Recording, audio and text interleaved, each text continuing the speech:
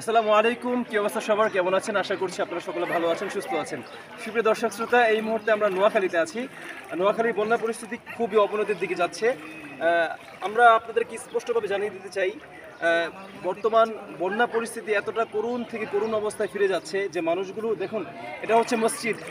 মসজিদ ডুবে গিয়েছে, আশপাশের বাড়িঘর যা আছে সব কিছু ডুবে গিয়েছে। তো এখন মানুষগুলো আশ্রয় হিসেবে কোন জায়গায় যাবে? আশ্রয় হিসেবে কোন জায়গায় যাবে?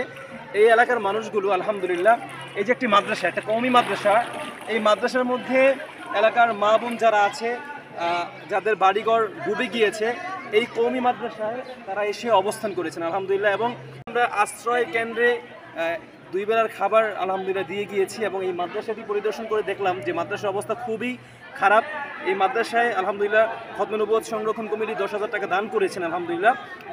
এবং আমাদের যে নৌকা আছে, আমরা বিভিন্ন বাসায় গিয়ে আলহামদুলিল্লাহ বিভিন্ন মানুষের বাসায় গিয়ে মানুষের ধারে গিয়ে আমাদের ওলামায়ে কেরাম হজরত, আমাদের মুদুবুল বিশ্ববিদ্যালয়ের বড় ছেলে সাহেব জনাব আছেন এখানে, এবং মাওলানা হোসেন আমাদের ইসলাকি সাহেব আছেন, এবং মুফতি হাসান সাহেব দামাত বরকতুহুমা আছেন, এবং খতমে নবুয়ত সংরক্ষণ কমিটির অনেক নেতাকর্মী এখানে আছেন আলহামদুলিল্লাহ। আমরা স্বেচ্ছাসেবী ভাই আছেন খতমে নবুয়ত সংরক্ষণ কমিটির, তারা মানুষের বাসায় ধারে গিয়ে আলহামদুলিল্লাহ নৌকা দিয়ে আমাদের হাদিয়া, যে হাদিয়াগুলো আমরা এনেছি, আপনারা যে সাহায্য সহযোগিতা করেছিলেন, আপনারা আমানত দিয়েছিলেন, সেই আমানতগুলো আমরা পৌঁছে দিচ্ছি আলহামদুলিল্লাহ।